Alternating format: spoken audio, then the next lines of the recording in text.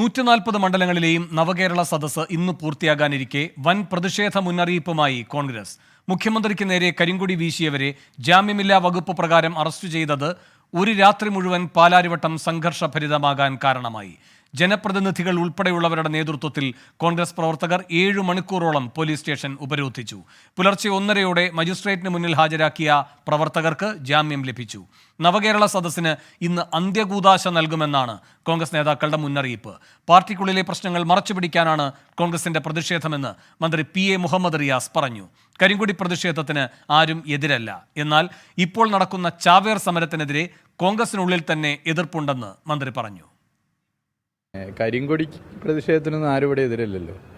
ഓടുന്ന ബസ്സിന് മുമ്പിൽ ചാടി ചാവേറാവാൻ നടത്തുന്ന സമരം, അതിനെതിരെ കോൺഗ്രസിൽ നിന്ന് തന്നെ ശക്തമായ എതിർപ്പ് വന്നു. UDF നിന്ന് എതിർപ്പ് വന്നു. അതിന് നേതൃത്വം കൊടുത്ത ചില നേതാക്കന്മാർ മാത്രം ഒറ്റപ്പെടുന്ന സ്ഥിതിയാണ് ഉണ്ടായിട്ടുള്ളത്. കോൺഗ്രസിനകത്ത് ഒരുപാട് വിഷയങ്ങളുണ്ട്, അത് മറച്ചു വെക്കാനാണ് ഈ പരിപാടി. കോൺഗ്രസിനകത്ത് പല വിഷയത്തിലും നിലപാടില്ലല്ലോ. അപ്പോൾ ഇതിന്നൊക്കെ മറച്ചു വെക്കാൻ വേണ്ടിയിട്ടുള്ള, കോൺഗ്രസിനകത്തുള്ള ആഭ്യന്തര പ്രശ്നങ്ങൾ മറച്ചു വെക്കാൻ വേണ്ടിയിട്ടുള്ള ഒരു നാടകമാണ് ഇപ്പം നടക്കുന്നത്. അണയാൻ പോകുന്ന ദീപം ആളിക്കത്തുന്ന പോലെയാണ് കോൺഗ്രസ് പ്രതിഷേധമെന്ന് മന്ത്രി VN വാസവന്റെ പരിഹാസം. കോൺഗ്രസ് തമ്മിലടിച്ചും നിലപാടില്ലാതെയും നവകേരള സദസ്സെന്ന ആശയം മുന്നോട്ട് വന്നപ്പോൾ ജനങ്ങളാകെ ഇരമ്പിയാർത്തതിനോടൊപ്പം വരികയും ചെയ്തു കഴിഞ്ഞപ്പോൾ അവർക്കുണ്ടായ വിഷമവും വേദനയും അവർക്കുണ്ടായ അസുഖകരമായ അന്തരീക്ഷവും അതിൽ നിന്നുടലെടുക്കുന്നതാണ് ഈ അവസാനത്തെ പ്രയോഗങ്ങൾ. അണയാൻ പോകുന്ന ദീപം ആളിക്കത്തു എന്ന് പറഞ്ഞതുപോലെ നവകേരള സദസ്സ് ഞങ്ങൾ അവസാനിക്കുമ്പോൾ അവരെടുത്ത സമരമുറകളെല്ലാം പാളിയപ്പോൾ അവരുടെ ആശയങ്ങളും സമീപനങ്ങളും കോൺഗ്രസ് രാഷ്ട്രീയവും തകരുന്ന രൂപത്തിലെത്തിയിരിക്കുന്നു. തൃപ്പൂണിത്തുറ, കുന്നത്തുനാട് മണ്ഡലങ്ങളിലാണ് ഇന്നത്തെ നവകേരള സദസ്സ്. S. ശ്രീകാന്ത് കൊച്ചിയിൽ നിന്ന് കൂടുതൽ വിവരങ്ങളുമായി ചേരുന്നു. ശ്രീകാന്ത്, പുലർച്ചയോളം അതിശക്തമായ സമരം സംഘടിപ്പിക്കുന്നു, അത് ഫലം കാണുന്നു. അപ്പോൾ ഇന്ന് കൂടുതൽ ശക്തമായി നവകേരള സദസ്സിനെതിരെ ഇറങ്ങുക എന്ന തീരുമാനം തന്നെയാണോ കോൺഗ്രസിനുള്ളത്?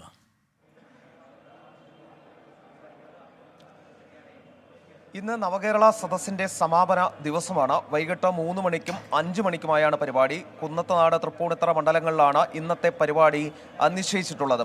അതേസമയം ഇന്നലെ മുഹമ്മദ് റിയാസ് DCC അധ്യക്ഷൻ ചൂണ്ടിക്കാണിച്ച കാര്യം, ഇന്ന് ഈ നവകേരള സദസ്സിന്റെ അന്ത്യകൂദാശ എറണാകുളത്ത് നടത്തും എന്നുള്ളതാണ്. അതായത് അതിശക്തമായ പ്രതിഷേധം ഈ നവകേരള സദസ്സിനെതിരെ ഉണ്ടാകും എന്നാണ് കോൺഗ്രസ് ഇന്നലെ രാത്രി തന്നെ വ്യക്തമാക്കിയത്. സ്വാഭാവികമായും അവരുടെ പ്രതിഷേധം ഇന്നും പ്രതീക്ഷിക്കാം.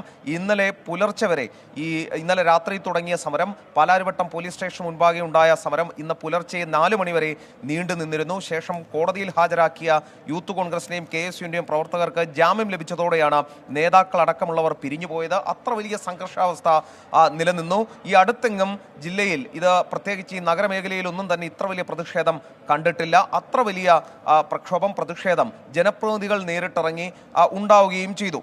ഇനി മറ്റൊരു കാര്യം ഇതിലുള്ളത്, പക്ഷേ ഈ നടപടികളെ ന്യായീകരിച്ച് ഇന്ന് മന്ത്രിമാർ രംഗത്തെത്തുന്ന കാഴ്ചയാണ് കാണാൻ സാധിച്ചത്. മന്ത്രി PA മുഹമ്മദ് റിയാസ് അദ്ദേഹം ചൂണ്ടിക്കാണിച്ച കാര്യം, കോൺഗ്രസിനുള്ളിലെ ആഭ്യന്തര പ്രശ്നങ്ങൾ മറയ്ക്കുന്നതിന് വേണ്ടിയാണ് ഈ നാടകമൊക്കെ കാണിക്കുന്നത്.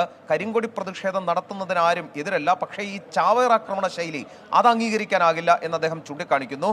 മറ്റൊരാൾ പ്രതികരിച്ചത് മന്ത്രി VN വാസവനാണ്. അദ്ദേഹം ചൂണ്ടിക്കാണിച്ചത്, അണയാൻ പോകുന്ന തീ ആളിക്കത്തുന്നത് പോലെയാണ് കോൺഗ്രസിന്റെ ഇപ്പോഴത്തെ ഈ പ്രതിഷേധം എന്നുള്ളതാണ് അദ്ദേഹം ചൂണ്ടിക്കാണിച്ചത്. കുറെ ആളുകൾ ചേർന്ന് മുഖ്യമന്ത്രിയുടെ വാഹനത്തിന് നേരെ ചാടി വീഴുന്നു, കരിങ്കൊടി വീശി കാണിക്കുന്നു. അവരേത് പാർട്ടിക്കാരാണെന്ന് പോലും അറിയില്ല, കയ്യിൽ കരിങ്കൊടി മാത്രമാണുള്ളത്.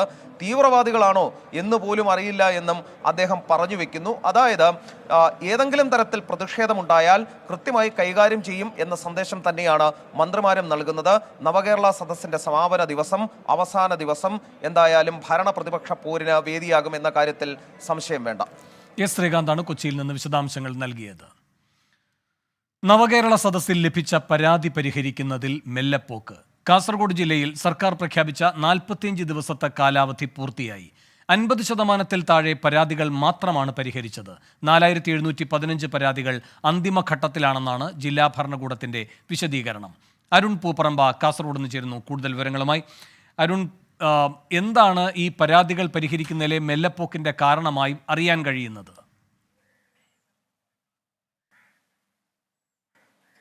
വേണു, നവകേരള സദസ്സിലെ പരാതികൾ പരിഹരിക്കുന്നതിന് വേണ്ടി സർക്കാർ പറഞ്ഞിട്ടുള്ള കാലാവധി, അതായത് പരമാവധി കാലാവധി 45 ദിവസമാണ്.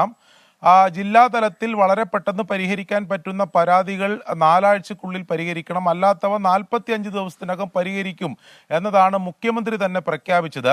കാസർഗോഡ് ജില്ലയിലാണ് നവകേരള സദസ്സിന്റെ പര്യടനം ആദ്യം പൂർത്തിയായത്. അതിനുശേഷം ഇപ്പോൾ 45 ദിവസം കഴിഞ്ഞിരിക്കുന്നു. ഇപ്പോൾ ജില്ലാ ഭരണകൂടം തന്നെ ഔദ്യോഗികമായി പുറത്തുവിടുന്ന കണക്കനുസരിച്ച് 50% താഴെ പരാതികൾ മാത്രമാണ് ഇപ്പോൾ തീർപ്പാക്കിയിട്ടുള്ളത്. 14,704 പരാതികളാണ് കാസർഗോഡ് 5 മണ്ഡലങ്ങളിൽ നിന്ന് ലഭിച്ചത്. അതിൽ 5,917 പരാതികൾ മാത്രമാണ് തീർപ്പാക്കിയിട്ടുള്ളത്. 4,000-ലധികം പരാതികൾ അന്തിമഘട്ടത്തിലാണെന്ന വിശദീകരണമാണ് നൽകുന്നത്.